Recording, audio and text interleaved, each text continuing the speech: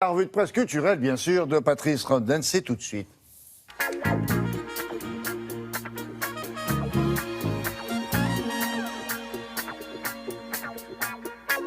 On commence, Patrice, par une belle histoire. On en a de temps en temps, comme celle-là.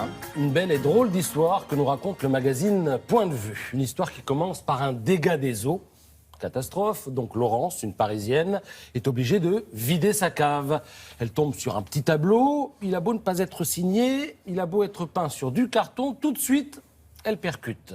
Les couleurs sombres, les traits allongés du modèle, oui.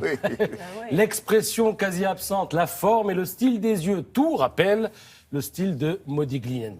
Modigliani, se dit-elle aussi, a été l'un des artistes les plus copiés du monde. Donc on ne va pas s'emballer. Elle en parle quand même à son mari, qui dit oui, il y a des actes notariés dans la famille au moment de la succession qui mentionnent un faux Modigliani.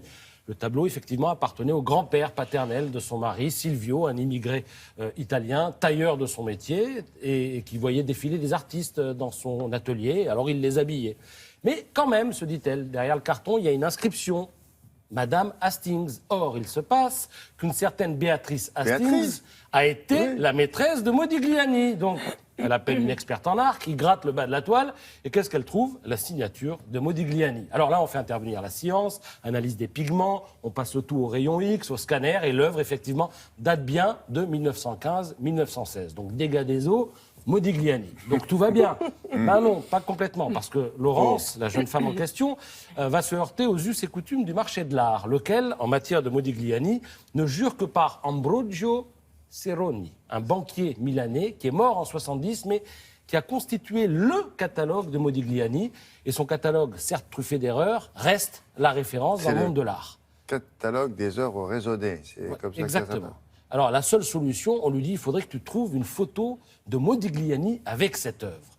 Commence alors une enquête stupéfiante qui va la mener, la faire voyager, au propre comme au figuré d'ailleurs, comme lorsqu'elle consulte le fond de Moscou. Vous savez, ces archives françaises qui ont été volées par les nazis, puis confisquées par les Russes, avant d'être rendues à la France dans les années 90. Et de toute cette enquête, qui est passionnante, Laurence Venturi donc a tiré un livre, une sorte de thriller à la fois artistique et familial, parce que côté secret de famille, ça va être le grand déballage, avec des rebondissements toutes les 2 pages.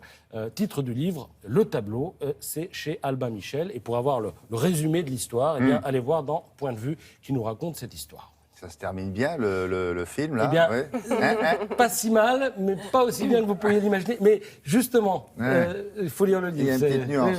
Oui, d'accord. Alors bien. sinon, combien pour pour il y a autre chose? Oui, mais combien mais il pour a du temps. Ce portrait de Napoléon, vous mettriez combien? Quoi, en euros? Oui, entre 80 et 100 000 euros. C'est en tout cas l'évaluation qui en est faite. C'est David qui a fait ça? Non, c'est, vous allez voir, il date de 1808. C'est donc une commande de l'empereur en personne. Et il est signé Michel Martin Drolling. Et il fait partie d'une belle collection qui sera mise aux enchères à la fin de la semaine. Alors la vente a lieu à Fontainebleau, à l'hôtel d'Albe, et elle est menée évidemment par la maison Osena, qui est spécialiste de l'Empire. Et dans un autre style, jeudi prochain, chez Piazza à Paris, eh bien, on célébrera l'art de la récup, avec des œuvres africaines qui adaptent l'art africain traditionnel, on va dire, aux réalités contemporaines. Bon, là, c'est un peu moins cher, entre 14 000 et 18 000 euros quand même. Ah oui, 18 000 euros, le bidon jaune. Oui, mais le bidon jaune habillé, en turbané.